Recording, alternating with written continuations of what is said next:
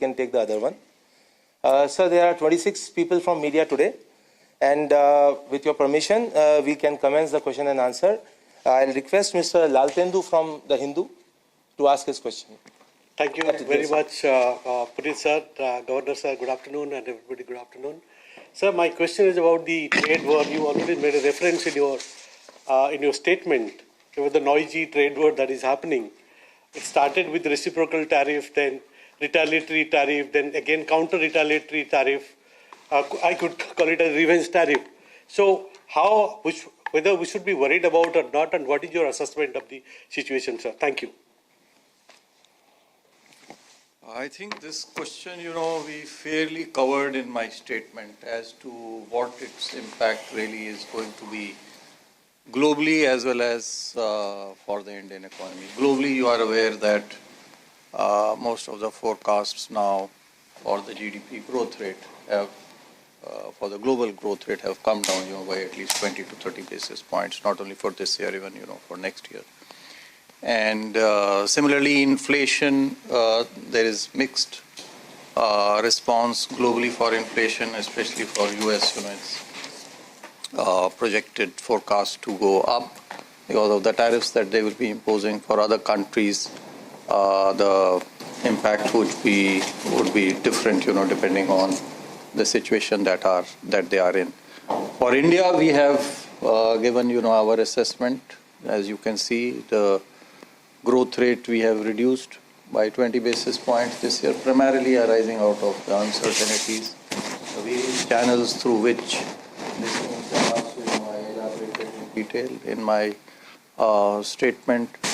And on the inflation front, we have said, it can move actually both ways because of the surplus, because of the demand that is going to shrink as a result of the trade tariff friction. It may help. On the inflation front. You are seeing that the crude prices have also gone down. So, all in all, more than inflation, we are concerned about its impact on growth. And accordingly, you can read the statement for further details. Thank you. Thank you, sir. Next, we'll have Lata from CNBC. Thank you very much for the opportunity. Governor, you had said that the real rate for you should be 150 basis points in a previous conference. Now, per your forecast, throughout this year, inflation is going to be below 4%. In which case, the real rate today is actually 200 basis points.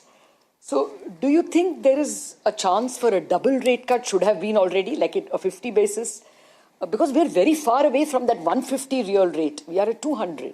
And do you think the real rate itself should be 5/4 because you are expecting inflation to be even below 4%? How would you assess that? And just a related question, liquidity in the past, the Reserve Bank has guided on the liquidity amount.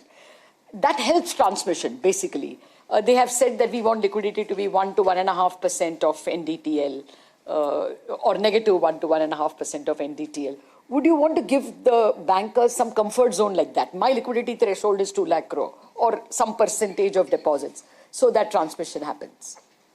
So this figure of 1.5%, I don't recall, having made it. Maybe some of my predecessors may have made that statement. I think from studies that we have, the real rate is to be in the range of, different studies are there, from 1.1% to 1.9%. So 1.5% is quite a plausible, real rate or a natural real rate, as you call it, over there. Insofar as the policy rate is concerned now, going forward, we have, as you can see, we have changed the stance from neutral to accommodative. So obviously, the trend is going to be downwards. As regards inflation, the average is 4% this year. The average next year, we really don't know, right? The calendar year, it is below 4. For the calendar year, yes, it is below 4. but for the next quarter, for the first quarter, it is more than 4%. We will look at, the evolving situation as we have already mentioned, and basis our forecast and outlook for the growth and the inflation. As you are aware, these are uncertain times, and so we will take a call as to where the policy rate should actually move to. With regard to liquidity, I already made a mention in the statement without giving any numbers over there that we will keep it sufficiently in surplus. I again reiterate, that we will provide sufficient liquidity for the purposes of monetary policy transmission. I don't want to give a number, really, as to what kind of a surplus, but sufficiently in surplus.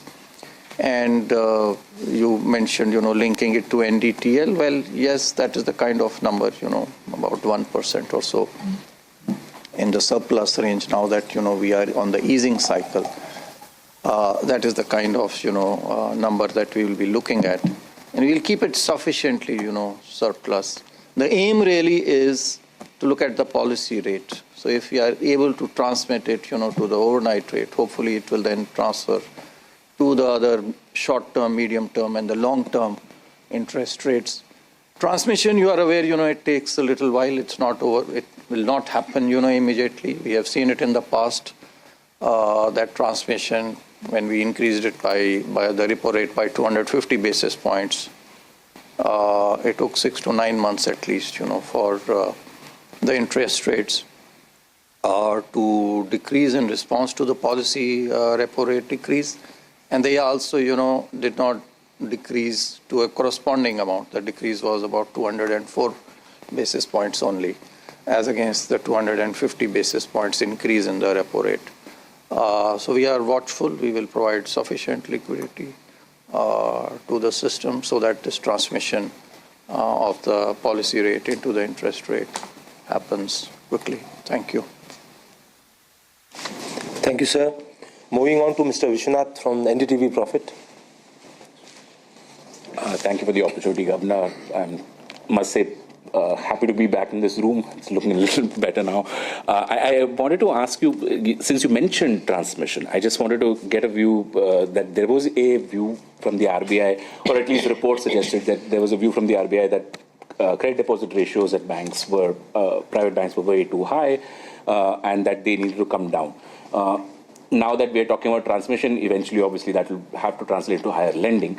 Are you happy with the credit deposit ratio at this point in time? And the second part is then there's a view that RBI will have to do, or the monetary policy will have to do the heavy lifting in supporting the economy in the current macroeconomic setup. Do you agree with that? Do you think that you have a bigger responsibility to manage in the current scenario? So coming to your first question, CD ratio, see, when we were in the districts, then we would look at CD ratio basically to see as to whether the credit as a percentage, of the deposits is sufficient, whether, the lending is going on sufficiently. And at that point of time, I'm talking about 25, 30 years, we used to think that 70, 75%, is very good. So some regions, have low because they are savers. Some, where there are more of borrowers, you have high CD ratios. Coming, to your question, CD ratio, well, we do not have, any such prescription of a CD ratio. You are aware that there are no regulations for CD ratio. And however, we do have regulations for asset liability management. That's more important. We have regulations for liquidity management, and there are regulations for liquidity, for the short term in the form of the LCR guidelines that you are aware of over the 30-day period, requiring banks to maintain, and even NBFCs to maintain high-quality liquid assets. And similarly, for a longer one-year duration, there is this NSFR, NFSR ratio that we have prescribed. There is no ratio or no guideline with regard to CD. the banks have to be actually mindful of managing their asset liability, which is important. They have to be mindful and ensure that they have liquidity, both short term and sufficient funds, over medium and long term, so that there are no mismatches and there are no liquidity related issues.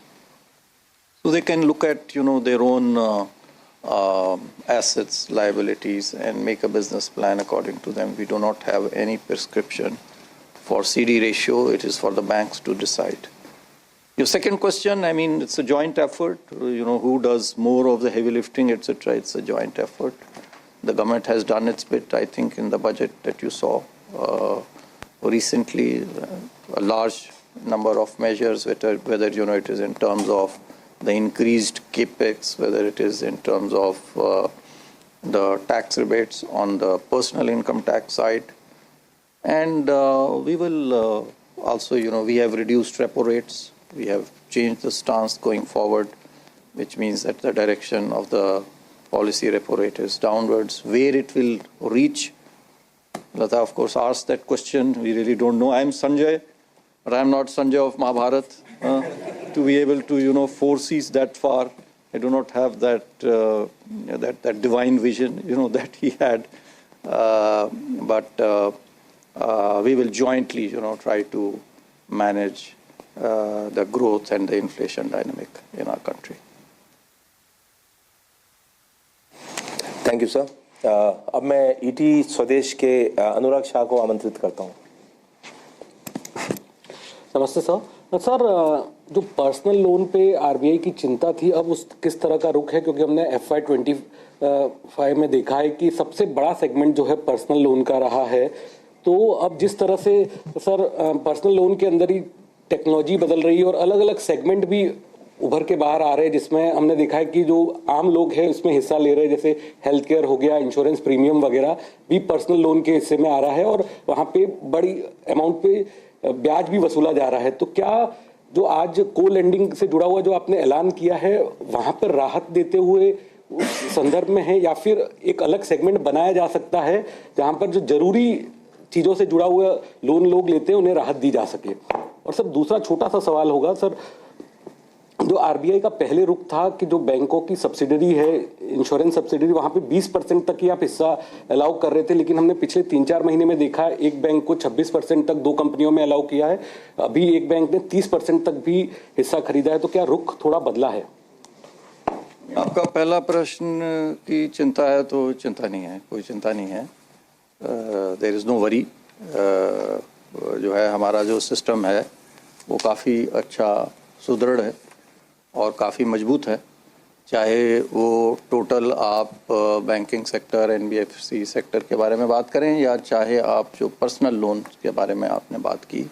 मैं यहाँ पे आपको स्पष्ट करना चाहता हूँ कि personal loans के लिए जो हमने रिस्क वेट बढ़ाया था हाल ही में 125% किया था, वो उसे एक बढ़ोतरी के रूप में नहीं देखना चाहिए, क्योंकि कोविड से पूर्व के पहले का जो रिस्क वेट था, जो हमने कोविड के समय में एक रिस्क वेट क्रेडिट को और अधिक बढ़ाने के लिए हमने वो रिस्क वेट कम किया था, तो उस लेवल को, उस रिस्क वेट को हमने वापस उस स्तर के ऊपर में हम लेकर के गए. हमने उसको बढ़ाया नहीं है. हमने जो उसका ओरिजिनल जो उसका स्तर था उस स्तर के ऊपर में हम लेकर के आए. दूसरी बात मैं यहाँ पे ये भी कहना चाहूँगा कि उसका जो रिस्क वेट है आज के दिन में,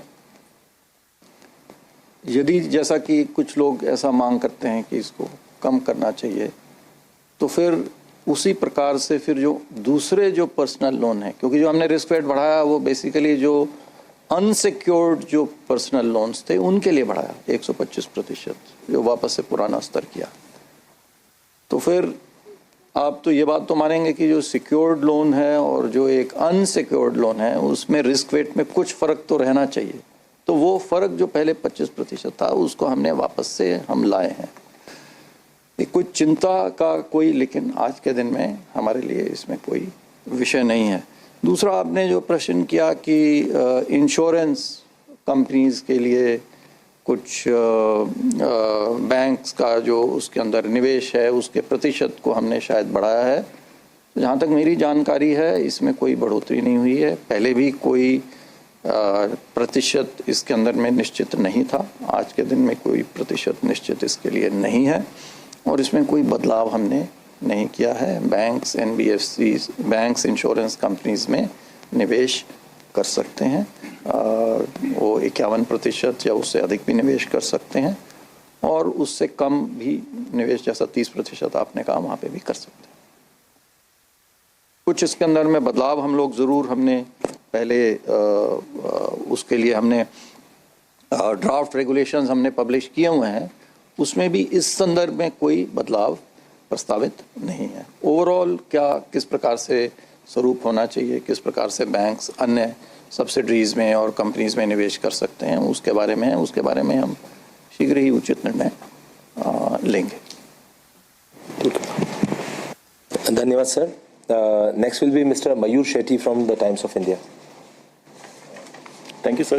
Governor, I had a question on the gold loans development measures that you mentioned. You said there will be a harmonization of rules, but will that be tightening of by making them more tighter or making them easing the LTV? In my statement, I never said tightening. The word used is harmonization. The markets are reading it the way they will read, read it based on emotions, etc. Someone said, I think Benjamin Graham, that it is the stock market is a voting machine in the short run, and in the long run it's a weighing machine. So let's wait. I think for the guidelines will be issued soon. There is no, to our mind, there is no tightening. It is a rationalization only. It's broadly an extension of whatever, on the conduct side primarily, whatever were the guidelines for NBFCs, those have been extended now to the banking sector also. You will shortly, we will publish. And these are draft guidelines, subject to further consultation and then finalization. And sir, clarification on the 1% NDTL. So you're saying that the goal is to have 1% surplus liquidity in the system around 2.7 lakh crore. I would not like to pin myself down to 1% exactly, but yeah, that is the kind of range near about that range. If more is required, we'll do more. If less is required, we will do less. Main aim, as I mentioned, is to ensure proper transmission of the repo rate into the interest rates. Thank you. Thank you, sir. Next is Mr. Manojit from the Business Standard. Good afternoon. Thank you. You said an interesting thing that the stance should not be directly associated. Did you want to add on the gold loan, or we wait for the publication? No, I think so. You have covered it. The draft circular will be out in public domain very shortly. I think you can see the details there. Okay. Yeah. Sorry. Yeah.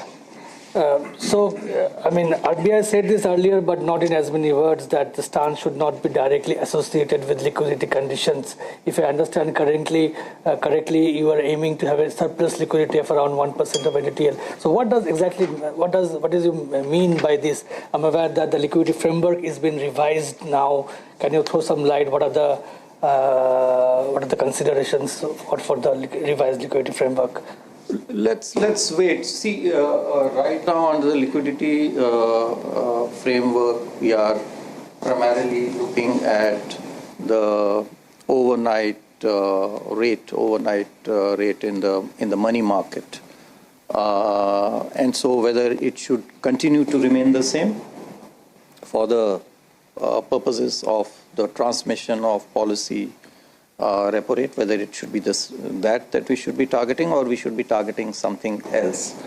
That is something that we are consulting the various stakeholders, and shortly, we will come out. I really don't have any specific answer because that matter is still being deliberated. Would you like to add something on this? Nothing. I think once we finalize, we are at this point of time discussing the issues, as Governor said, and one of the things is what should be the target rate. You know that call volumes had come down significantly compared to other overnight volumes. And as usual, for any revision of framework or rethink of a framework or review of a framework, we would look at all the tools that we use. Currently, we use a range of tools of different maturities, variable, fixed, and all that. We'll look at those rates and see what changes are required. No, but the objective is also to speed up transmission. Transmission now take 2 quarters. Is the objective also to speed up transmission? Do you expect banks to transmit this 50 basis point on a more, on an earlier? What are your thoughts on that? Yeah, obviously one would like, that the transmission happens as quickly as possible, but then it should not be disruptive. So how do we do that is something, again, I think we will look into it and we will take a call.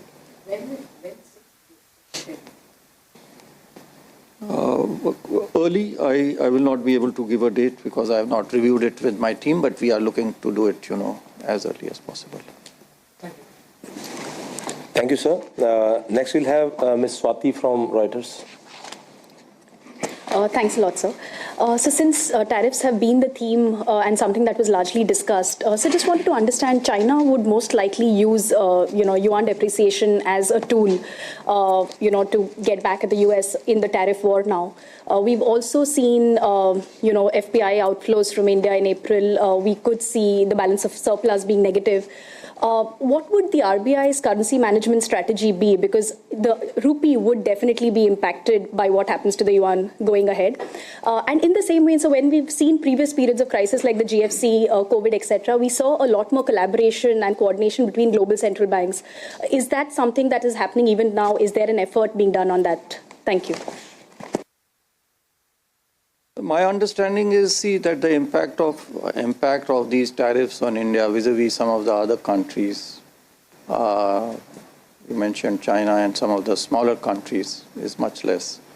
Our exports overall, about 12% of GDP, less than 1%, I think, for 2%, I think, for America, for USA.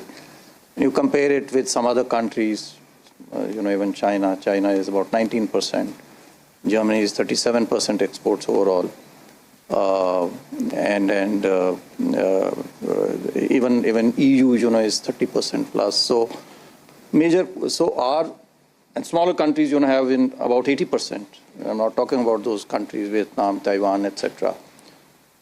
So to that extent, we are better placed than some of the other countries. That's why you are seeing that the these reciprocal tariffs on India are lower than, some of these countries, because our surplus vis-a-vis those countries is much less. And so we have, in some ways, I mentioned it in my statement also, that we have a comparative advantage. We may have, a comparative advantage vis-a-vis some of these countries insofar as the USA is concerned, but overall, of course, it is certainly still, a growth dampener. And insofar as the currency management is concerned, as you know, we do not actually intervene in the currency management. It's only, for excessive or disruptive volatility that we do so. We do not manage or target any rate or band or level of the Indian rupee. Just clarifying that. So it's fair to say that, if there is a depreciating pressure on the rupee, RBI will let it slide. Is it fair to say that if globally currencies are falling and emerging market currencies are falling? See, as I mentioned, if there is excessive, we don't, target any level. We do not target any level. I think the markets in India are quite deep, quite wide, and the market forces best know what the levels should be. Having said that, any excessive volatility, if it requires an intervention, we will not be found wanting. We will certainly intervene wherever it is required.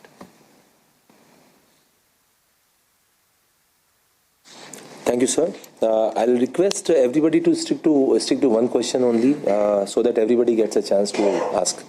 So next, I'll request Mr. Ashish from PTI to ask his question. Thank you, sir. So you mentioned about you can't possibly predict the way forward on the rates. But sir, what would be the stance if major central banks really continue to hold for long? You have taken a shift with the stance, but will it allow us the room to cut further? I mentioned in my policy statement that, what the impact really could be on the globally, of these global tariffs, etc., and uncertainties, what the impact could be on India. And primarily, we believe that the domestic inflation and growth is what is going to drive and determine our stance and our policy repo rate. So we'll continue to look at our domestic, while being vigilant, of course, and they will have certainly an impact. The global environment will have an impact. But as I mentioned, we are in a better position because our export, import, our interconnectedness with the outside world, vis-a-vis some of these smaller economies and even, China, larger economies, is much less. Thank you, sir. Next, we'll have Mr. Anup from Bloomberg. Governor, the tariffs have set in. Do you expect a currency war in the region, considering that we have different rates of tariffs here? And how will you respond in such a situation? Understand what you mean by a currency war? Competitive devaluation of currencies, sir. I really don't know, what will happen on the currencies. Our currency is quite stable. As I mentioned, we have sufficient reserves, almost 700 billion, US dollars now, inching up over there. And our deficits are also, again, very sustainable, both this year and going forward, the next year, 1%. So I really don't think, we are under any kind of a stressful position. Again, I mentioned, that's, I think, relevant over here, that our interconnectedness is on, especially, the trade side is less. Capital flows, again, we need good growth to come in over here. That will help. And we'll see, as the situation evolves. Thank you, sir. Moving on, we'll have Ankur from ET Now. Thank you so much for giving me a chance. Governor, we have seen in the past that Reserve Bank of India has been little concerned about the co-lending arrangements, and there has been few scrutinies also. Today you have announced that the arrangement between banks and NBFC that will be extended to all other regulated entities, and also priority sector lending was the first preference earlier. Now you are saying that all other loans can also be utilized.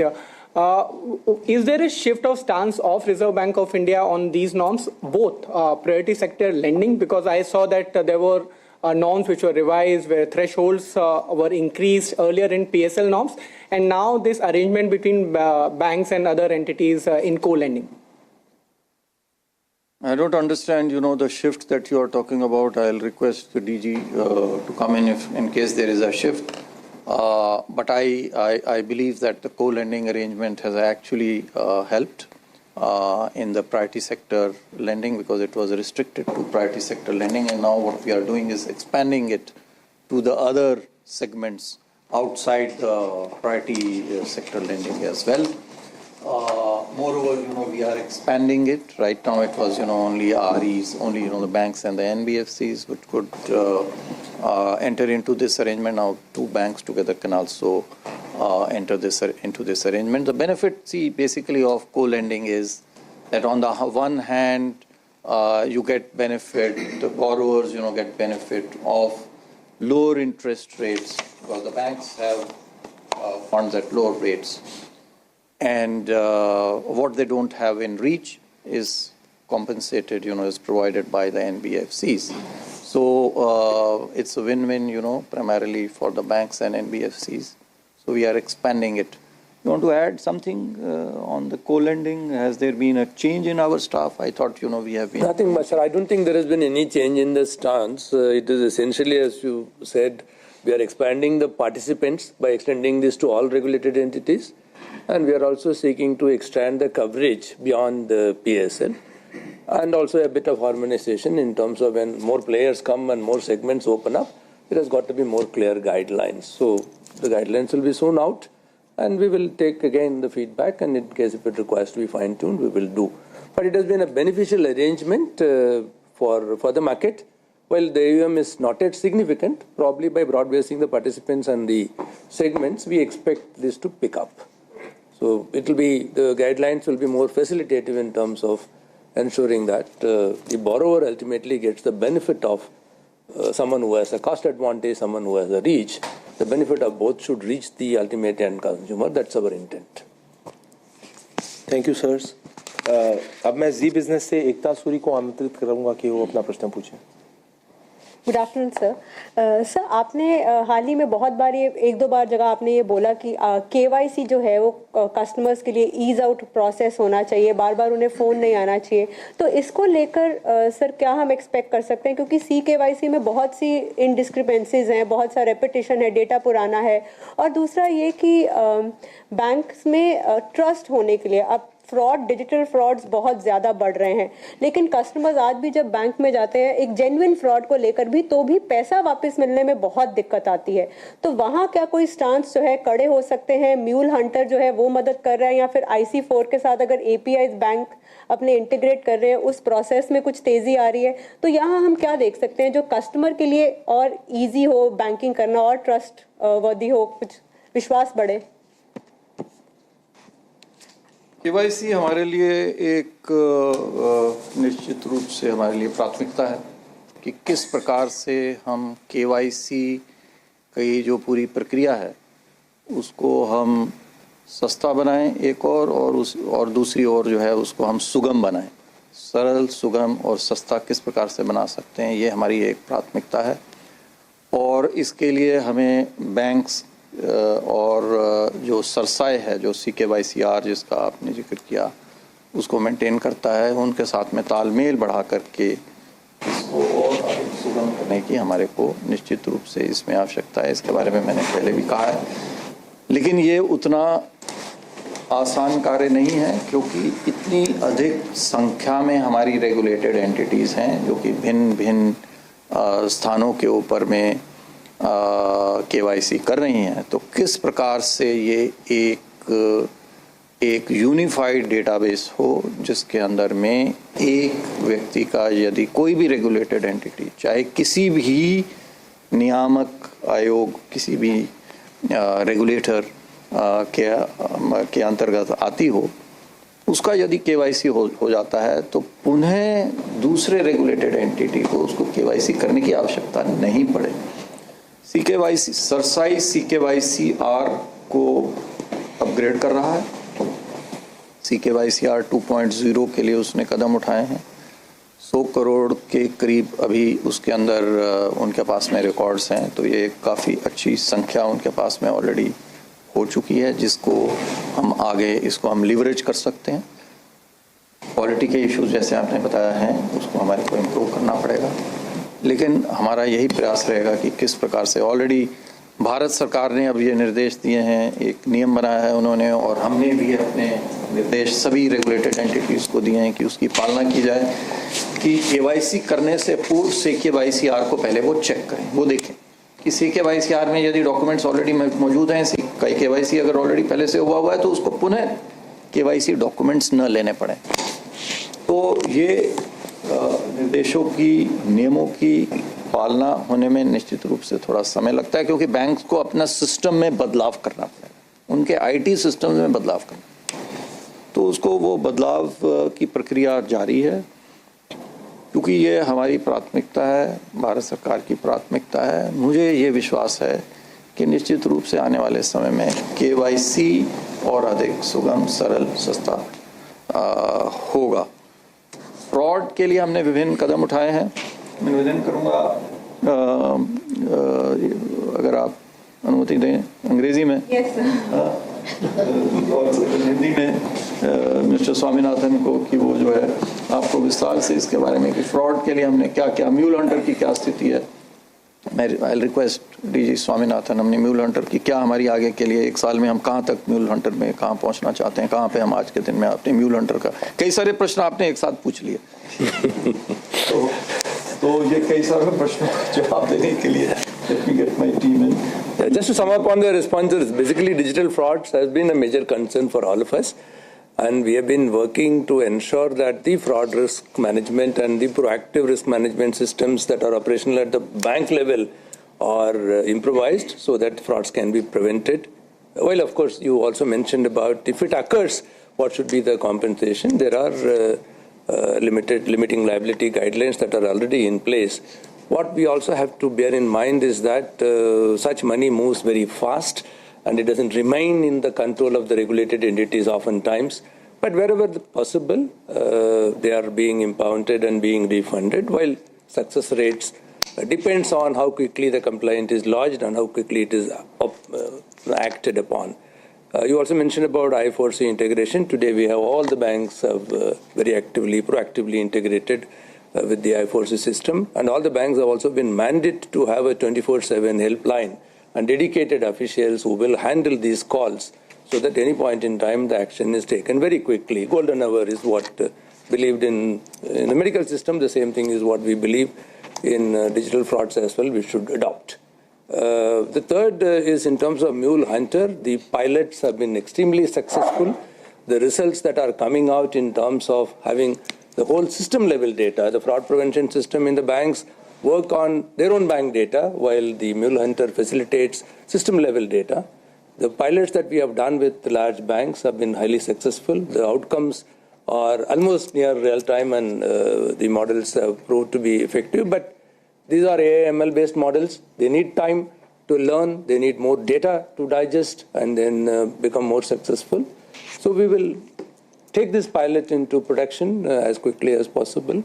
Innovation Hub has been working with the large banks have been participating. It is our intention that we become as near real time as possible to ensure frauds are prevented as much as possible, and should a fraud occur, and recover as much and as quickly as possible. That's the aim, but this will be a journey because we have to remember that the fraudsters are always one step ahead.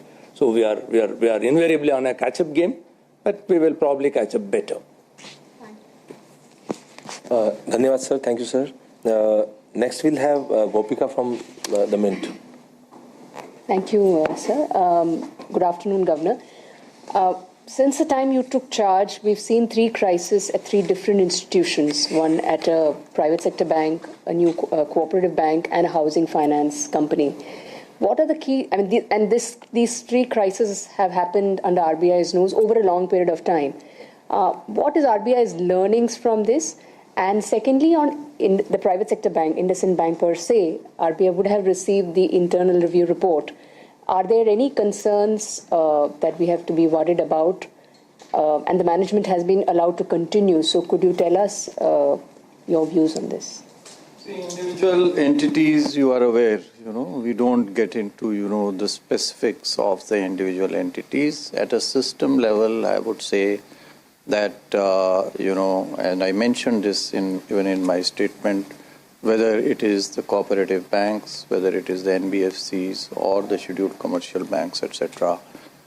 System level, we are very, very safe, secure, robust. The system is resilient. The other thing is that let's keep in mind that it's a very, very large system. There are a large number of players, almost 10,000 NBFCs. There are about 1,500 cooperative banks. So I was looking at data in last 8 or 9 years, some 70 cooperative banks out of 1,500 cooperative banks. So that makes it about, you can calculate. So it's very small, in numbers it may seem, So these things will happen. Our effort is to minimize the impact, to minimize them. And I think it is quite it's a reasonable, it's quite low. It's quite low. If you look at, I will not have data to support that, but I would tend to believe that and I would not call them, total failures also. So I'm not, these are episodes. These are episodes, right? They're not even failures. These episodes will happen. We have to ensure through various means that these events, incidents happen lesser in frequency. They happen lesser in frequency. And for that, we have various tools. We have the regulations. We have our supervision. The banks themselves, have multiple layers. They have 3 layers: the business unit layer, their compliance layer, then their audit. So all of them, we have to all work together and continuously try to improve the systems. Thank you, sir. May I have Ms. Sangeeta Mehta from Economic Times? Thank you, sir. Thank you. Sir, related to Gopika's question on IndusInd, can RBI take any action on auditors? I mean, because they've been saying that this is happening for 5 to 7 years. And how did it miss how did auditors miss this completely? Individual, as I mentioned, I would not like to get into any individual entity or an individual auditor or anyone. We have good systems in place to be able to detect wherever possible, as early as possible, non-compliances, risks, and then we take preemptive as well as wherever required corrective action. Yeah. Just to supplement on what Governor said in terms of both the questions, without getting into any particular entity, one is, of course, we never waste a good crisis. There will be learnings, and the supervisory tools will get better with each episode as they play out. It's our intention to minimize and, more importantly, ensure that the customers remain protected, even if accidents play out. So in each of these crises, we have taken adequate steps to ensure that the customer inconvenience is minimized and customer money is protected to the extent as much as possible, so that these episodes are dealt with independently.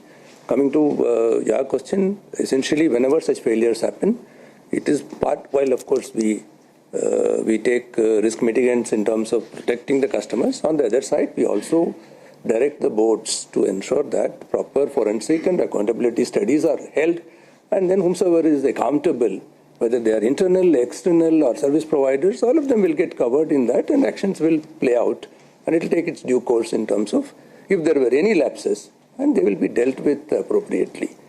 I don't want to say in specific reference to any particular episode, but in every episode there will be, apart from the repair that gets carried out, there will also be an accountability which will follow.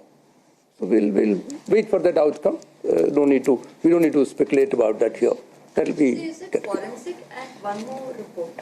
For accountability as to who, report. Part of that, essentially to see whether there were any lapses, and if lapses, then who should be held accountable. Is something which is part of every such episode that plays out.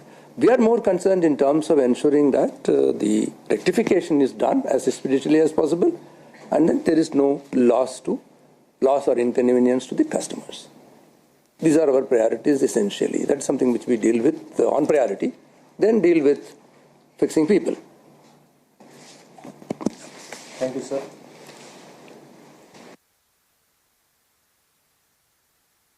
Thank you, sir.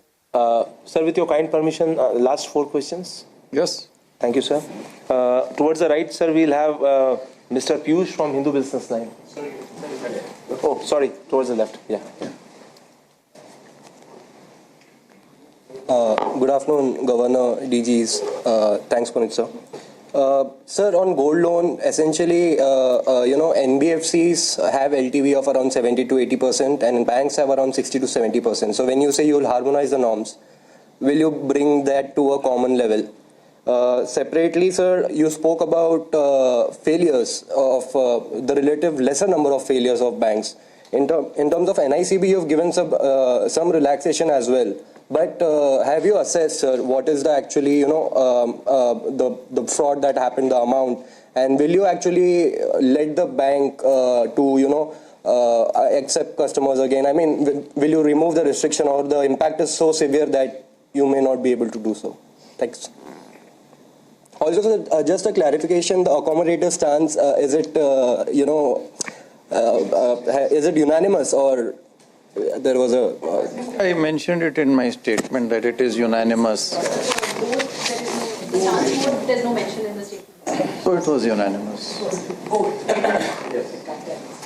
We missed that part. So it was unanimous. Certainly all the members voted, all the members decided unanimously. There was no vote on that, but all of them decided unanimously that they feel that going forward, the trajectory is actually an easing trajectory. LTV, you will soon, have the guidelines. Let's not speculate. You will soon have, the guidelines with respect to the gold loans. And what was your other question that you had? NICB, sir. Will you remove the entities? We don't get into our effort. What is there? DG Swaminathan has already mentioned, what our effort is to protect, the consumers, the customers, to protect their interests. And going forward, see, how best we can salvage the situation and improve the situation. That's our effort for all entities. And similar will be the case, even in this case. Thank you, sir. And now towards the right, Mr. Siddharth from Informist Media. Thank you, sir. Afternoon, Governor. The RBI has assumed an exchange rate of 86 per dollar for FY26 in its CPI GDP projections, and that there will be no major structural policy changes. Are we to take from that the RBI expects very little pressure on the rupee from the ongoing tariff war, if you want to call it, and that India and the US may not be able to strike an agreement of any sort in this year? Second, on liquidity, why is the RBI still conducting VRRs when there is so much surplus liquidity, excess of almost 1.5 lakh crores? Is there any threshold? Is there any framework governing that? Or is it that you think the distribution is skewed and there's increased preference for holding on to liquidity from banks? Thank you.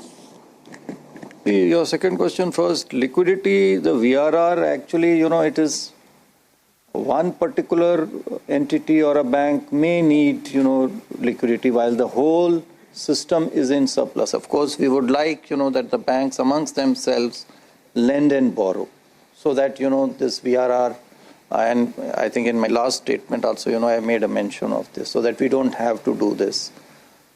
But still some banks prefer, to come to the Reserve Bank. And so that's why, we don't want to curtail that opportunity for them. So that's why, that is there. The second question, is a very difficult question, as to what, going forward the exchange rate is going to be, and how things are going to play out.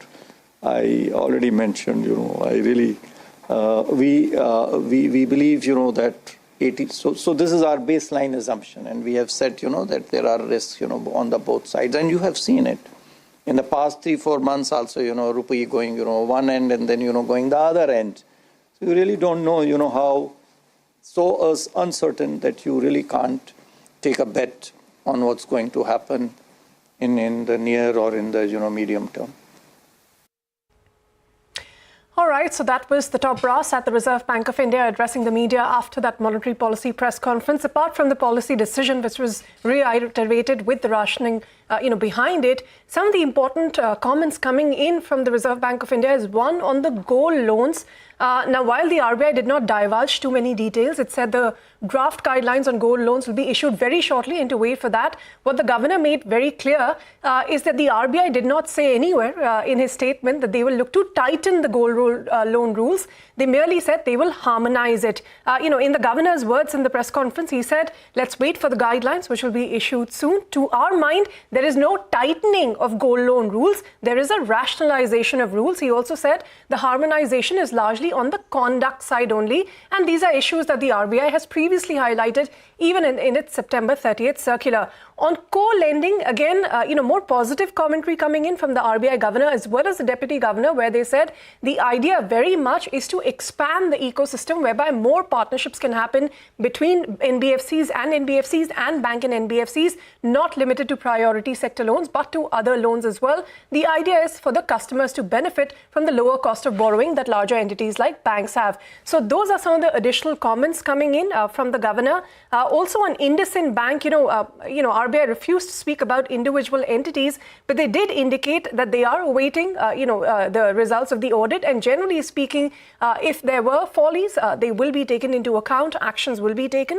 and the interest really is to protect the customers. So those are some of the additional highlights coming in from the RBI press conference. We have to slip into a short break right now, but we will get back with a host of experts to decode this policy after this short break.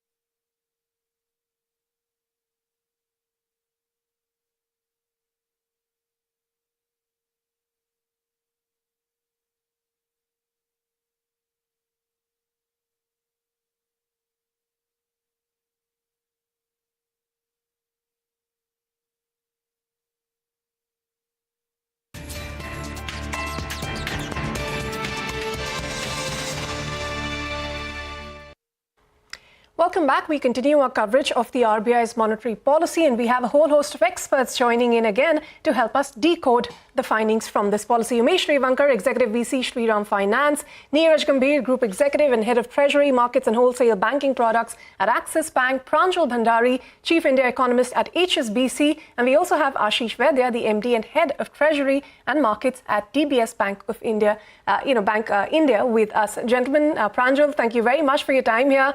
Mr. Revankar, quickly to start with you, we heard more from the governor when it comes to gold loans. He said the idea is not to tighten the norms, the idea is to harmonize the norms, and of course highlighting some of the conduct-related concerns that the Reserve Bank of India has had. Now for Shriram Finance, if you could just tell us, your gold loan portfolio, of course, was about 6,000 odd crores or so, 2.5% of your AUM.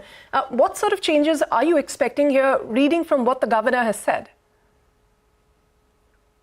No, the way we understand is for past 1 year, RBI has been RBI has been talking about the gold loan, and the direction has already been given.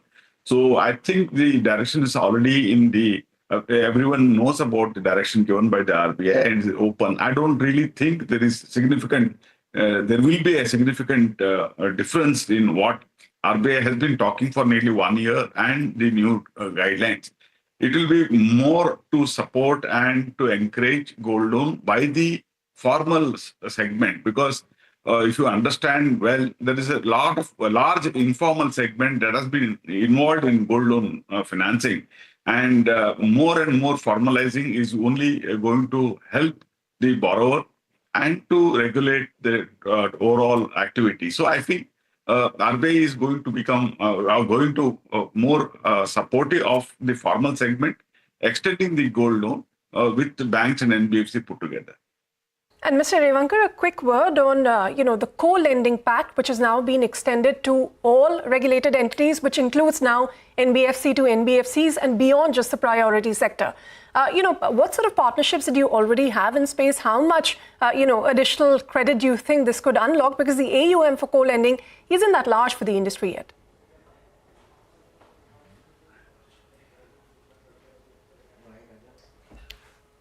Mr. Revankar? Yeah. It's to me, okay. I thought this was yes. No, I believe they're expanding